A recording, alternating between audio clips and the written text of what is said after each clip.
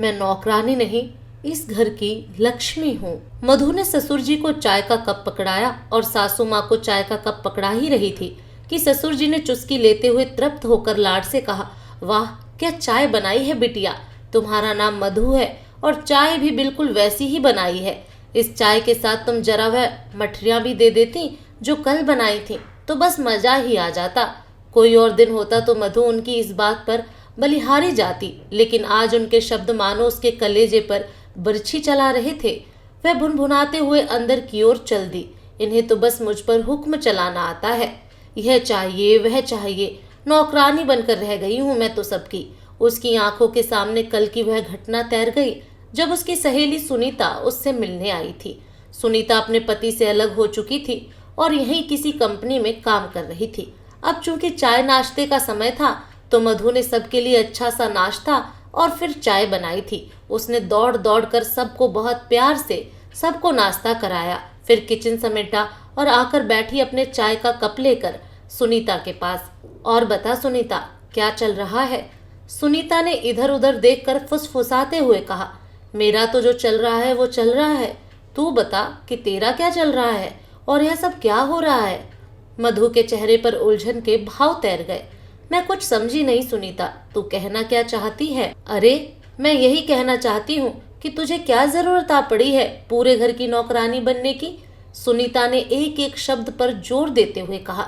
यह तू कैसी बातें कर रही है सुनीता? मैं भला नौकरानी क्यों रहूंगी? यह तो मेरा परिवार है। सुमित के जैसा इतना प्यार करने वाला पति मिला है और मम्मी जी पापा जी मुझे कितना प्यार करते हैं, हमेशा घर की लक्ष्मी मानते हैं, तो मैं भी इन सबको इतना ही प्यार देती हूँ। अरे पागल है तू, सुनीता फिर फुसफुसाई। यह सब बस तुझे गृह लक्ष्मी कहकर बेवकूफ बना रहे हैं। तेरी अहमियत एक नौकरानी से ज्यादा नहीं है इस घर में। सोच कर देख, सुबह से शाम तक लगी रहती है सबका ख्याल रखने में। तेरी अपनी कोई जिंदगी है या नहीं? सब प्यार की आड़ में अपना उल्लू सीधा कर रहे हैं। मैं तो कहती हूँ अभी भी संभल जा और इन सबको अपनी औकात बता दे। तू एक पढ़ी लिखी लड़की है, किसी की नौकरानी नहीं जो घर भर का ख्याल रखती है। तू भी घूम फिर, शॉपिंग कर, सहेलियों के साथ क्वालिटी टाइम स्पेंड कर।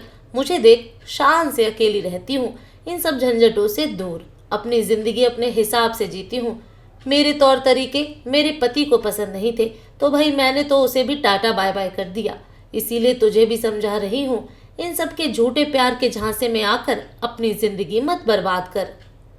मधु एक पल को सोच में पड़ गई, फिर संभलते हुए कहा, छोड़ ना सुनीता, तू यह क्या बातें लेकर बैठ गई? कुछ अच्छी बातें करते हैं ना, कितने दिनों बाद मिले हैं, ऊपर से तो कह दिया मधु ने, मगर सुनीता के शब्द उसके कानों में और मन मस्तिष्क में हथौड़े की तरह बज रहे थे। सुनीता की यह बातें सुनने के बाद उसे भी कहीं ना कहीं सचमुच ऐसा लगने लगा था कि सब लोग उसे इस्तेमाल कर रहे हैं और घर में उसकी अहमियत एक नौकरानी से ज्यादा नहीं है। आज नहीं मधु, आज अब घर जाने दे, मुझे जरा ब्यूटी पार्लर भी होते हुए घर जाना है। तेरी तरह बालों का जोड़ा बांधकर सबका नाश्ता तो नहीं बनाती हूँ ना मैं। वह कटाक्ष करती हुई हंसकर अपना पर्स उठाकर चल दी। दरवाजे तक पहुंचकर वह पीछे मुड़ी और मधु से कहा, मधु तू मेरी बहुत प्यारी सहेली है, इसीलिए तुझे यह सब कहा, मेरी बात पर सोचना जरूर। तभी फिर ससुर जी की आवाज से उसकी तंद्रा भंग हुई। अरे मधु बेटा, अब तो चाय खत्म हो जाएगी, मठरी कहाँ रह गई मेरी? ढेर सारी कड़वाहट जैसे घुल गई मधु के मुंह में। उसने तीक्ष्ण स्वर में कहा, पापा जी अभी मुझे बहुत काम है, आज बिना मठरी के ही चाय पी लीजिए, अगली बार मठरी दे दूंगी। उसके इस अप्रत्याशित उत्तर पर चौंक गए ससुर जी, लेकिन कहा कुछ नहीं, चुपचाप चाय पीकर कप रख दिया। सासू माँ भी उसके बोलने के इस ढंग पर चौंक पड़ी, फिर भी उन्होंने कुछ नहीं कहा, बल्कि उठकर वह आई और मधु के कंधे पर हाथ रखकर आत्मीयता से पूछा, क्या हुआ बेटा? कुछ परेशान लग रही है, कोई परेशानी है क्या? उनके स्वर में मधु को चापलूसी ही दिखाई दी। मधु ने कटु स्वर में उत्तर दिया, नहीं, मुझे भला क्या परेशानी हो सकती है, मैं तो औरों की परेशानियां दूर करने के लिए हूँ। आप जाएं, पापा जी के पास बैठकर चाय पिए। और सासू माँ को वहीं खड़ी छोड़कर अपने कमरे में चली गई। रात का खाना भी उसने बेमन से जैसे तैसे बनाया और सबको परोस दिया। पहला निवाला खाते ही सुमित ने हल्के फुल्के अंदाज में कहा, आज सब्जी का स्वाद कुछ अलग नहीं लग रहा है। उसका इतना कहना था कि बिफर पड़ी मधु, जैसी मैं हूँ वैसी ही सब्जी भी है, पसंद आ रही है तो खाओ वरना फेंक दो। सुमित बहुत चौंका रह गया, लेकिन फिर किसी ने कुछ नहीं कहा। सबने चुपचाप खाना खा लिया और सब अपने अपने कमरे में सोने चले गए। रोज की तरह अगली सुबह भी मधु की नींद समय पर ही खुल गई थी, पर वह जानबूझकर कमरे से बाहर नहीं निकली। आज मैं तो नहीं निकलने वाली, बनाती रही बूढ़ी माता सबके लिए चाय। कुछ ही दिनों में आटे दाल का भाव न समझा दिया सबको, तो मेरा नाम भी मधु नहीं। तभी आदतन ससुर जी की आवाज आई, अरे मधु बेटा, आज चाय की हड़ताल है क्या? मैं तो कब से इंतजार कर रहा हूँ कि चाय मिले और साथ में वह वाली मठरी भी। मधु फिर तिलमिला गई। मैं तो मुफ्त की नौकरानी बनकर रह गई हूँ घर में, सबको चाय नाश्ता देती रहूँ। अब बहुत हो गया, अभी और इसी वक्त इन सब से कह दूंगी कि मुझे इतनी उम्मीदें नहीं रखी। मेरी भी कुछ अपनी जिंदगी है, झूठा लाड लड़ाकर मुझे काम निकलवाने की जरूरत नहीं है।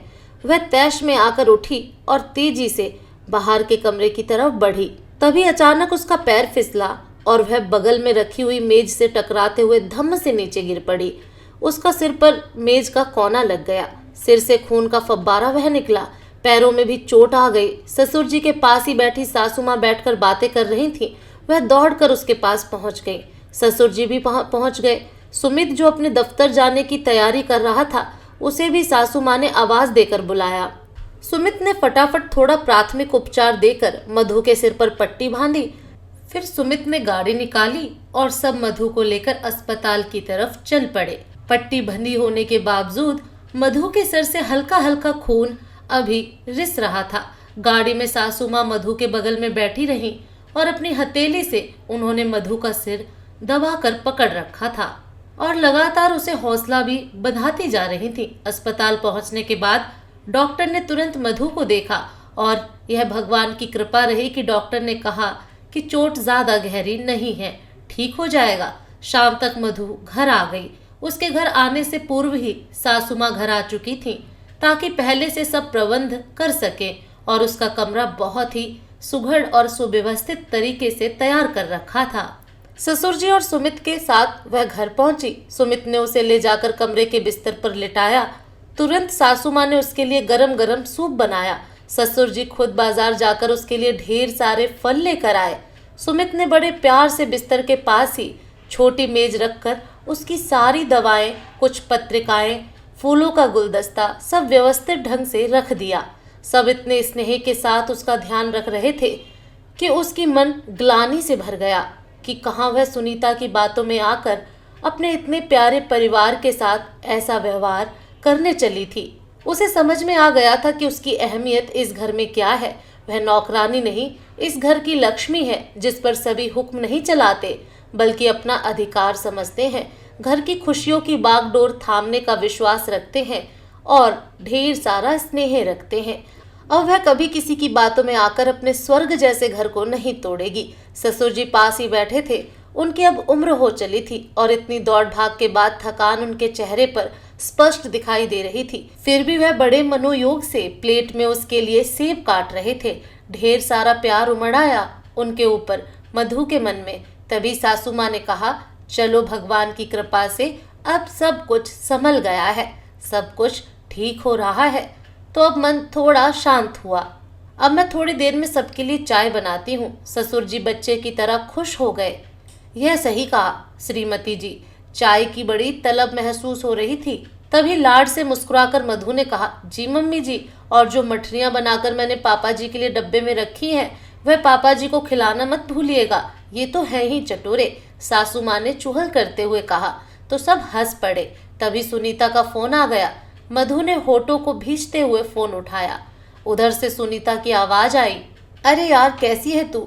मैं तुझे फोन करने वाली थी लेकिन पैर में मोच आ गई, तो 2 दिनों से दर्द से हाल बेहाल है और घर में तो कोई है भी नहीं कि ध्यान रखे मेरा। तू बता क्या हाल है? तेरे ससुराल वालों की अक्ल कुछ ठिकाने लगी या नहीं? क्रोध और प्रतिष्ठा से भर गई मधु, पर उसने अपने स्वर को संयत रखने का प्रयत्न करते हुए कहा, सब ठीक है सुनीता और बहुत खुश हूँ मैं। मुझे भी चोट लग गई थी लेकिन मैं तेरी तरह अकेली तो हूँ नहीं। मेरे साथ मेरा पूरा परिवार है जो मेरा बहुत ध्यान रख रहा है और अब मैंने भी सोच लिया है कि नकारात्मकता से खुद को ज़रा दूर ही रखूँगी। चलो मैं फ़ोन रखती हूँ, मेरी प्यारी सी माँ मेरे लिए चाय लेकर आती ही होंगी। वैसे कुछ ज़रूरत हो तो बताना, मेरे परिवार में सब इतने अच्छे हैं और तुम मेरी सहेली हो तो तुम्हारी मदद से कोई भी नहीं हिचकिचाएगा। Take care, bye. एक बहुत प्यारा सा परिवार आज फिर एक साथ मुस्कुरा रहा था। दोस्तों, कई बार ऐसा होता है कि हम किसी के बहकावे में आकर अपना ही घर बिगाड़ लेते हैं, लेकिन ऐसा नहीं करना चाहिए। पहले सोच समझ लेना चाहिए कि कहीं मैं गलत तो नहीं कर रही।